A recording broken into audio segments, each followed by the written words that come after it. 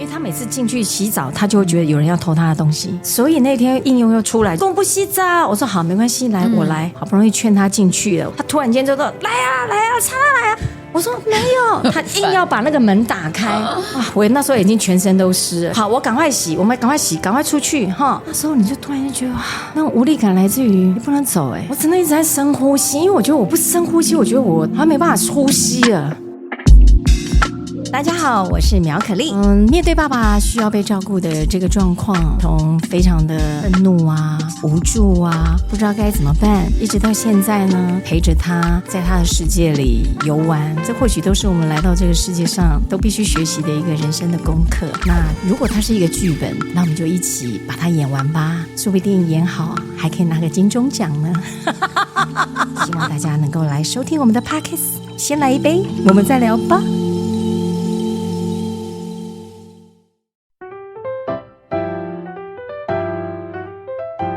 Hey everybody, welcome back to Sip&Talk. I'm Joe. And as always, I'm ready to dive into some seriously juicy info with you all today. It's like we're mixing up a knowledge cocktail here. Strong stuff, but oh, so smooth going down. And I'm Sunny, your friendly neighborhood fact checker. I'll make sure we get all the ingredients right. Speaking of mixing things up, you know what's always a good blend? Travel whiskey and discovering awesome new things. You have to check out our friend Mickey's YouTube channel, Mickey to Life. Yeah, Mickey's the best. He's always got something cool going on. Good morning, good afternoon, or good evening, no matter what time zone you were in, and welcome back to Sip&Talk. A huge hello to all our Sip&Talkers out there tuning in today. Yeah, hey everyone, it is always great to be back with you all. Ugh, I gotta be honest though, I am just so exhausted today.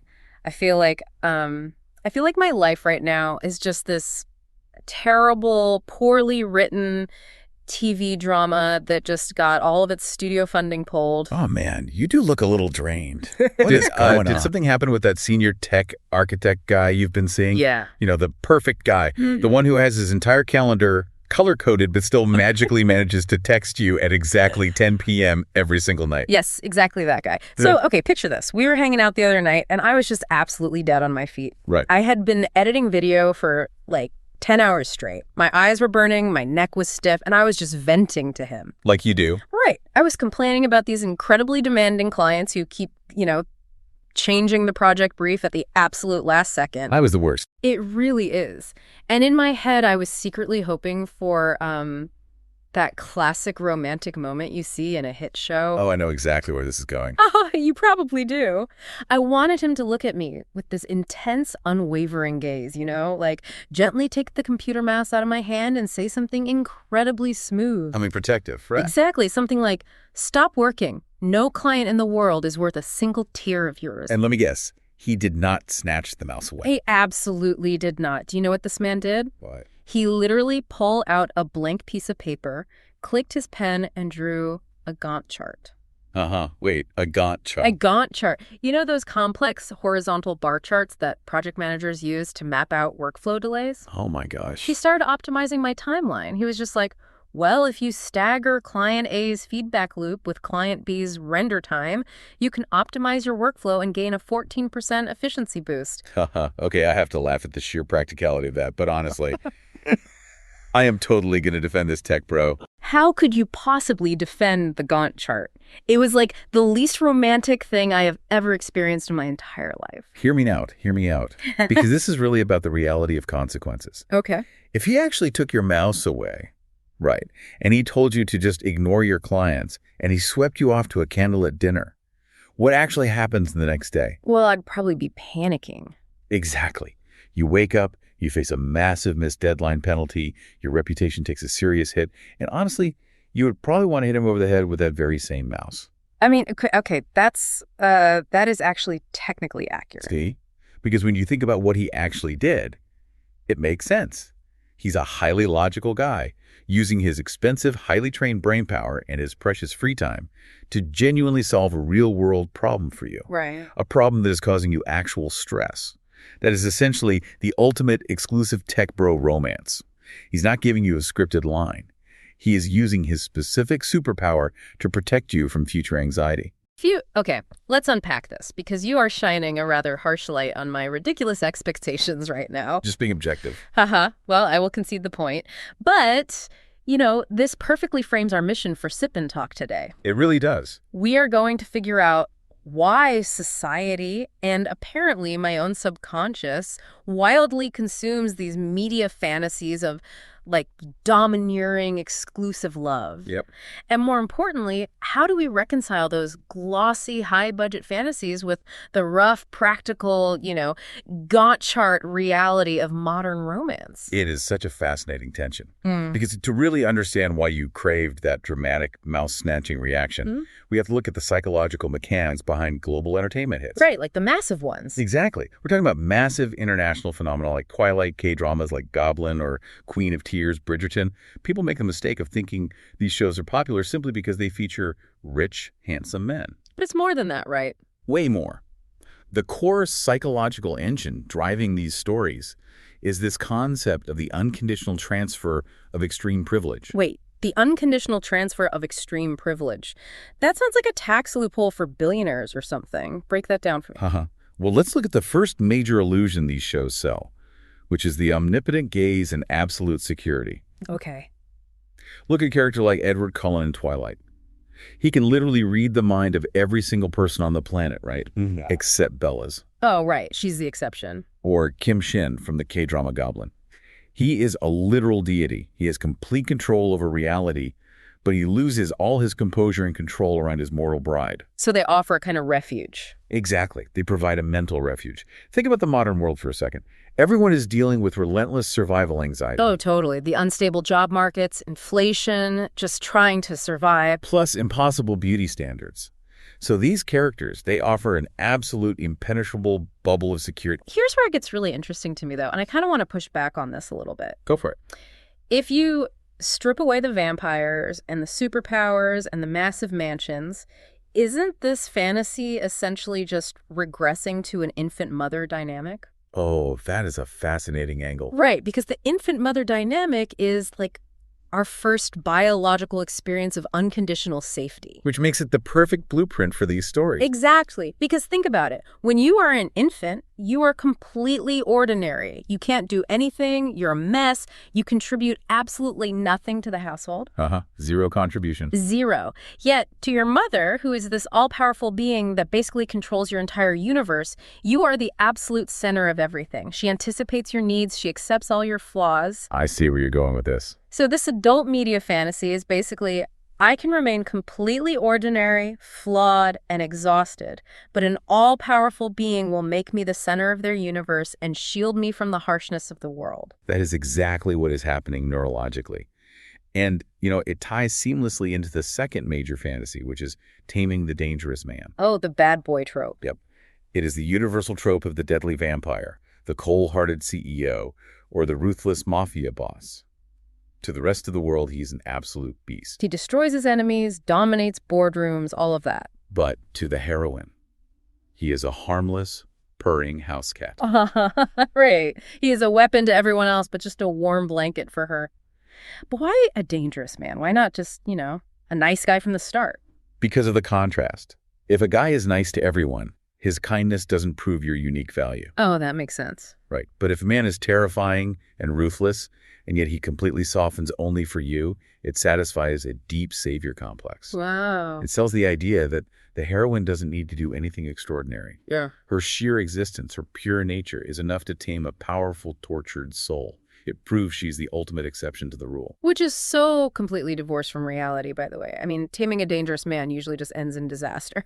Oh, absolute disaster. But I do see the appeal, and I think that leads right into the third illusion. Extreme emotional purity. The solo since birth trope. Yes. Notice how these male leads, even if they're literally 900-year-old goblins, are almost always solo since birth. It's hilarious when you actually think about it. They've lived through centuries, wars, empires, rising and falling, but they have never loved anyone. They've just been waiting around for centuries for this one specific, completely ordinary girl. Which is a direct emotional compensation for the rough reality of modern romance. because today's dating culture is terrifying. Oh, it really is. It is characterized by fast food dating, ghosting, just endless swiping. And situational relationships, the anxiety of being replaceable is very, very real right now. So this media replaces that chaotic, unpredictable reality with magical, unbreakable loyalty. Right. You don't have to worry about the 900-year-old goblin downloading a dating app. Exactly. No swiping for the goblin. So we know these psychological cravings, security, uniqueness, and loyalty, they're incredibly universal. But how do different cultures package them? That's a great question. Because the East and the West deliver this fantasy in very different ways. And honestly, I feel like entertainment studios have become expert emotional scam artists. They are just weaponizing these psychological cravings for pure profit. They absolutely are. It is a massive industrial scale operation. Yeah. If you look at the cultural nuances, the Western style, think Twilight or 50 Shades, it leans heavily on biological tension. Right, lots of physical danger. Exactly. It is about flesh, physical danger, and very fast pacing. The attraction is immediate and visceral. And the Eastern style. The Eastern style, specifically K-dramas, operates on a completely different psychological frequency. They focus on social class, the weight of destiny, and this agonizingly slow burn dynamic. Oh, the slow burn. They even have a specific term for it in Korea. It's called mildang, which roughly translates to push-pull. The push-pull is agonizing, but it is so addictive. Why does that work so much better than immediate gratification? It is basic neuroscience, really. Intermittent reinforcement. Getting the reward unpredictably rather than constantly spikes your dopamine far higher than a sure thing. Like a slot machine. It is the exact same psychological hook as a slot machine. And the studios have built a highly sophisticated monetization playbook around this. Okay, lay out the playbook for us. The first strategy is emotional microtuning. They intentionally design the heroine to be slightly clumsy or financially struggling or just highly relatable in her everyday frustrations. So the audience can easily project themselves onto her. Precisely. It activates our mirror neurons. By making her ordinary, the viewer steps right into her shoes. Once that psychological projection happens, every single time the billionaire male lead shows affection to the heroine, the viewer's brain gets a direct hit of dopamine. Wow, so they are effectively experiencing the romance firsthand. 美凤姐，哦，我留你足久了。追我的人很多，没人去给到，因为我拢啉正港的优蛋白，补体素优蛋白EX222增肌关键，摩洛血橙促进新陈代谢，看笑脸爱保养哦。来，继续补体素优蛋白 EX， 强化配方增肌 Yes。马上点击资讯栏连结，跟美凤姐一起喝补体素优蛋白 EX。 Experiencing the romance firsthand. Yeah. And then the studios amplify that dopamine hit with the second strategy, which I like to call high-frequency close-ups. Oh, tell me about those. Well, they use these incredible massive 4K lenses to capture what I call heartbeat frames. Explain what you mean by heartbeat frames. It's when the camera literally stops the narrative just to linger on the male lead's intense gaze. They are monetizing his focus. Oh, I know exactly what you mean. You get a 10-second high-definition shot of him looking at the heroine with absolute, unwavering devotion. Think about how potent that is. Especially today. Exactly. Right. In the real world, we are constantly dealing with phubbing, people ignoring us to look at their phones while we talk to them. So that 4K unbroken gaze actually heals the viewer's real-world exhaustion. It gives us the undivided attention we are starved for. And once you are completely hypnotized by that gaze and you're feeling that deep sense of connection, they hit you with the third strategy. Which is? PPL product placement. Oh, the PPL is everywhere. Suddenly they're drinking a very specific brand of bottled water for like 3 uninterrupted minutes. Yes. But it is brilliantly integrated because they aren't just selling you a commercial interruption. They're selling you a CEO pampering kit. A CEO pampering kit. I love that. Think about it. When the handsome lead drives across town to save the heroine, they're selling the luxury car. When he buys her an apology gift, they are selling the designer necklace. Oh, totally. When they have a quiet, intimate moment of connection, they are selling the specific brand of coffee they're drinking. The genius of it is that you subconsciously associate the physical product with the feeling of being cherished. Okay, so if the media is selling this high-budget, meticulously crafted fantasy that just taps into our deepest insecurities, What on earth is a regular guy supposed to do? That's the million-dollar question. We really don't want to leave our male sip-and-talkers out to dry here. What can the modern man actually learn from this playbook without needing a billion-dollar trust fund, a luxury car, or the ability to teleport? That is probably the most important takeaway from Sip&Talk today. Because you don't need $1 billion or superpowers. The first lesson for the real world is about high-quality presence versus mere proximity. Meaning, just sitting on the same couch next to your partner while you play a video game or scroll social media doesn't count as spending time together. Exactly. Proximity is not presence. The real superpower that modern men can extract from these shows is simply putting the phone face down for 20 minutes. Just 20 minutes. Making real, sustained eye contact. Remembering the small details. If she complains about a frustrating interaction with her boss on Tuesday, bringing it up and asking how she is feeling about it on Thursday. Right. Or remembering your favorite local street food, like picking up that specific tofu pudding she loves without her having to ask. That kind of intentional presence mimics the omnipotent focus of a TV character, but it's entirely achievable. It shows she is the priority. I really love that. Pure, undivided attention is the new luxury. And that actually flows perfectly into the second lesson, which goes right back to my Gantt chart trauma. Back to the Gantt chart. Always back to the Gantt chart. The lesson is soothe anxiety before logic. Look, when I was complaining about my video editing clients, I wasn't asking for a project manager. You didn't want a consultant? No. I already know how to manage a project. I was asking for an ally. I wanted emotional resonance. I wanted him to say, your clients are out of their minds. They don't deserve your hard work. Right. I did not want an immediate SWOT analysis where he maps out my strengths, weaknesses, opportunities, and threats like I'm a failing tech startup. That is a classic communication clash, though. You want the emotional hug first. Fix the problem later. Exactly. Men often default to the analytical SWOT analysis because they genuinely care and they want to eliminate the threat that is causing you pain. But in the world of emotional connection, validating the feeling is the first step to fixing the problem. Right. If you skip the emotional validation, the logical solution just feels cold and dismissive, no matter how accurate the Gantt chart actually is. Hug first, SWOT analysis later. We should seriously put that on a t-shirt. So we have presence, soothing anxiety.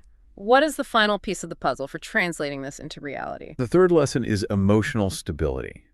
If you look closely, the true underlying appeal of the billionaire CEO or the immortal goblin isn't just their immense wealth. What is it? It is how incredibly calm they are amidst chaos. A man who flies off the handle at everyday inconveniences, someone who rages at traffic, screams at a waiter over a wrong order, or smashes his keyboard when a video game lags, that instantly shatters any romantic illusion. Oh, 100%. Emotional regulation is the ultimate real-world superpower. A calm nervous system makes the other person feel safe. Okay, but this raises a really important question. What happens when a guy actually plays by all these rules, he memorizes the playbook, does all the right things, and still completely fails? Let's bring in the case study of our mutual friend, Mickey.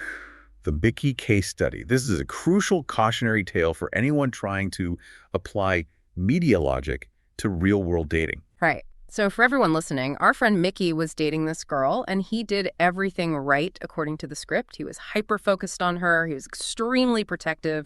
He remembered all the small details, and he gave her 100% of his attention from day one. Full leading man mode. Basically. But the girl felt absolutely nothing for him. She actually pulled away, and Mickey was crushed.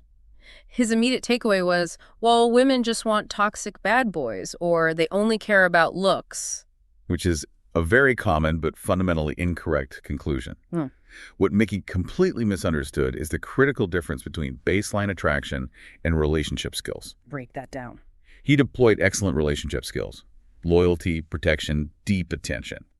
But he did it before establishing any baseline of mutual attraction. No, it's like that restaurant analogy we talked about. Yes, tell them the analogy. So it's like Mickey spent 12 hours in the kitchen meticulously preparing a perfect 5-star dry-aged steak. He plated it beautifully, but the girl walked into the restaurant just wanting a quick, casual bowl of ramen. The steak isn't bad. It's a beautiful steak. But if you force someone to eat a heavy steak when they just want ramen, it feels overwhelming. It's a total mismatch of baseline needs and timing. That restaurant analogy hits the nail right on the head. And this reveals the ultimate illusion of the playbook. In those shows, the extreme focus, the staring, the grand gestures, they work because the audience already knows the girl is deeply attracted to the guy. Love is an amplifier, not a generator. Wow. Love is an amplifier, not a generator. So if the spark isn't there, turning up the volume just creates noise. Exactly. If a guy goes into full intense boyfriend mode before mutual attraction is established, his extreme focus doesn't feel romantic to the woman. It feels like immense suffocating pressure. It's just too much. It feels like he is demanding a level of intimacy that simply hasn't been earned yet. It's too much, too soon. So, synthesizing all of this, the media scams, the 4K dopamine hits, the failed playbooks. What does this actually mean for us navigating the real world? It brings us to a major philosophical reversal. Should men just force themselves to memorize this playbook and act like these scripted leads? Absolutely not. And here's the core takeaway for today's discussion. If you don't do you, it's not you. Say more about that. This isn't just a reminder for women to manage expectations. It is a profound liberation for men. We spent this time unpacking how entertainment studios precision engineer these flawless, sterile, emotional greenhouses just to sell products. Right. But reality isn't shot on a 4K camera with a soft focus filter. Reality's rough, it's anxious, and it's imperfect. Very imperfect. So if a modern man, let's say a highly logical engineer, forces himself to swallow these pink formulas of a perfect boyfriend, if he hides the fact that he had a terrible day at work just to absorb his partner's negative energy, or he forces himself to say cheesy lines like, the world doesn't matter, only you do, when that's not how his brain works. What happens? He stops being a genuine partner. He becomes a fake tool for a fantasy. When you put on a mask to play a perfect character, true intimacy dies. That angle completely shifts my perspective, because if he isn't being himself, then in that relationship, who am I actually loving? Yeah. Am I loving the living, breathing human sitting in front of me, or am I just loving a shadow projected on a screen? Exactly. So the ultimate lesson here is not how to turn reality into a TV show. It is about using the insights from these shows, understanding our deep psychological cravings for security and focused attention, and then returning to embrace the rough, unfiltered reality. I love that. Women can recognize their need for safety without demanding perfection. Men can offer genuine presence without needing to be a billionaire or a mind reader. Yeah. And both sides have to allow each other to actually be themselves. And you know what? Realizing that makes me view my Gantt chart guy in a totally different light. Oh. Yeah. He can keep using his tech bro logic to analyze my workflow, and I can keep a little bit of my romantic idealism.